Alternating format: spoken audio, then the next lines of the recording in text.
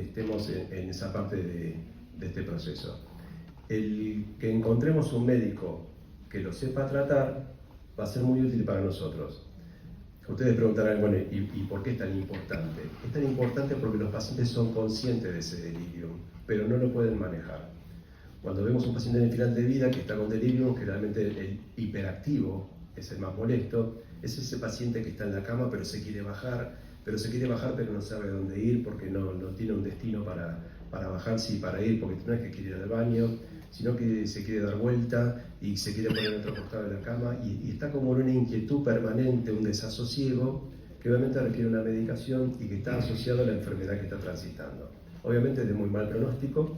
Cuando pacientes entran en delirium son 3 o 4 días la sobrevida habitualmente y se trata con unas pocas gotas de alopidol. Pero entenderlo y diagnosticarlo es muy importante porque aquellos pacientes que han pasado por un delirium, cuando cuentan ese proceso, si es que lo pueden contar, ellos estuvieron viéndose a sí mismos cómo pasaron ese proceso y no lo podían manejar y de verdad la pasaron muy mal. Entonces, diagnosticarlo y medicarlo es fundamental. Después le voy a pasar al doc para que les pase a ustedes cómo se diagnostica y qué trabajos hay sobre esto. Muy bien, y llegamos al momento de la evaluación espiritual de esta persona. ¿Sí? Todos tenemos un ser espiritual adentro, en mayor o menor medida. No se trata de una creencia de fe, no se trata de una cuestión religiosa, no tiene mucho que ver con eso, o sí, para algunos, pero la espiritualidad va más allá de lo que tiene que ver con la fe y es lo que es cada uno como persona o cuáles son sus valores o cómo fueron sus instancias de vida, o tiene que ver con lo que se correlaciona con el valor que le damos a la familia o cuestiones de ese tipo. La espiritualidad es lo que hace a cada uno de ustedes.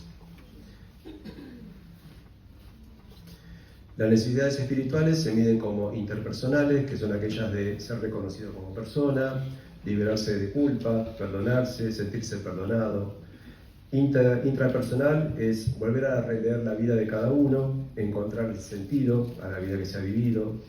La transpersonal significa trascender, o sea, ¿qué le va a quedar a los demás cuando estos pacientes ya no estén más?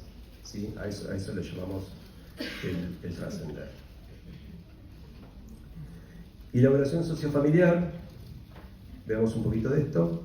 Bueno, es muy chiquita la letra, son un montón de preguntas con respecto a lo que tiene que ver la familia. Es un poquito lo que charlamos hace un rato atrás, cuando hablamos de que el paciente tenía duelos porque ya no podía sostener económicamente, porque ya perdía un poco el rol que tenía dentro de ese entorno, de cuidador, de padre o de madre, y tiene que ver mucho con los duelos que sufren las personas por enfermedades crónicas.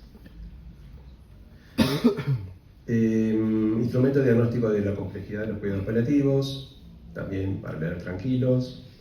Como verán, montones de escalas.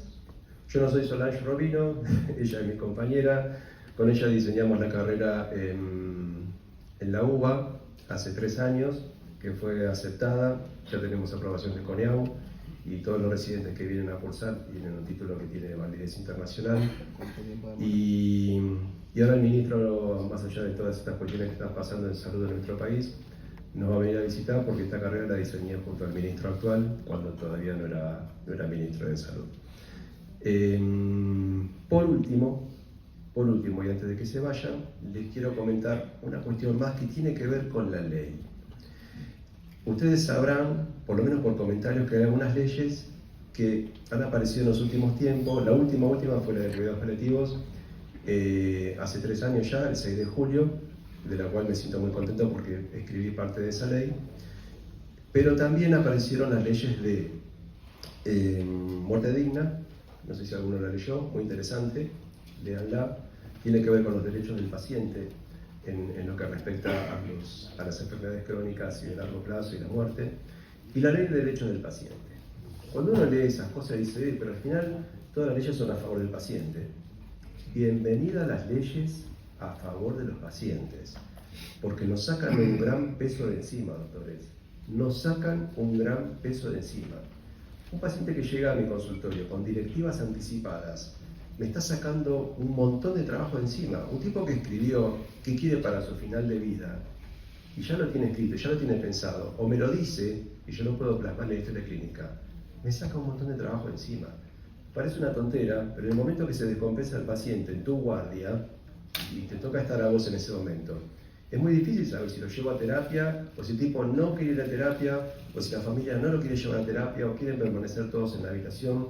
Son momentos complejos que se solucionan con leyes que se deberían cumplir. Dentro de esas leyes hay algo que se llama DNR, que es un decreto de no reanimación, por decirlo de alguna manera. Yo traje un mini videíto que saqué de una serie que está en Netflix, en donde en una escena, ustedes saben que en Estados Unidos se puede medicar a un paciente que es terminal, se lo puede medicar con morfina hasta que el paciente fallece. Es una muerte médicamente asistida, ¿sí? Alguien recetó esa morfina y eso es legal. En el estado de Washington, uno, si tiene un familiar que tiene un cáncer terminal, le puede dar morfina en el momento que el paciente ya está muy mal, hasta que el paciente fallece. En esta escena vamos a ver ese mismo momento, en donde la hija le dio a su mamá morfina hasta que la señora, bueno, hizo un paro respiratorio. Cuando la llevan hasta el hospital, la hija llama a una urgencia, ocurre algo muy interesante por parte de la doctora que atiende este momento. Quiero que vean este minuto y medio de esta serie.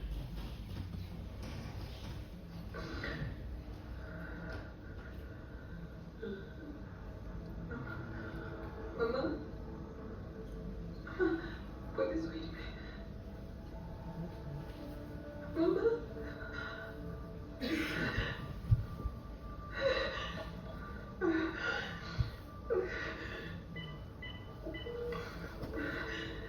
Necesito una ambulancia. Necesito una ambulancia.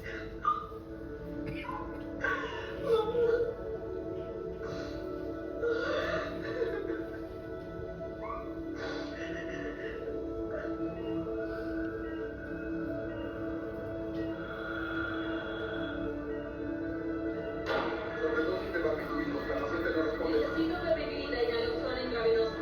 Tiene un tubo de aire, glucosa y carbón activado. Cuando estemos listos, a mi cuenta.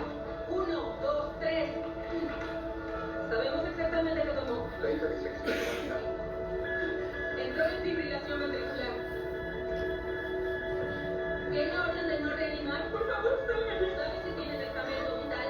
Usted es médico y su juramento. Señorita, necesito mi respuesta. ¿Tiene orden de no reanimar?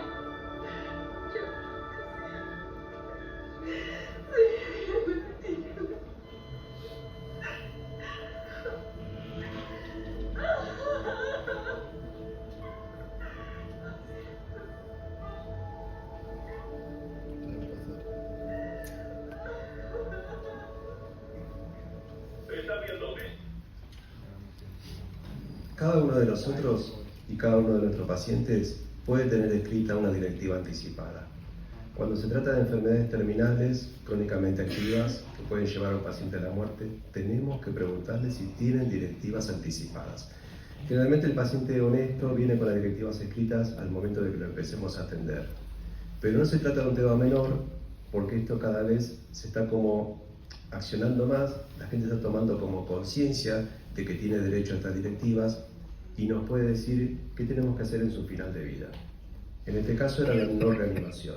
Y le debe pasar a muchos de ustedes que pasa que o el paciente o los familiares dicen no vamos a reanimar, no vamos a intubar, no vamos a llevar a terapia. ¿Sí? A veces es verbalmente o la mayoría de las veces es verbalmente, pero siempre tiene que haber un registro de esto. Ténganlo en cuenta para su práctica diaria, porque de estas situaciones van a cruzar un montón de veces. Muchas gracias a todos, doctores.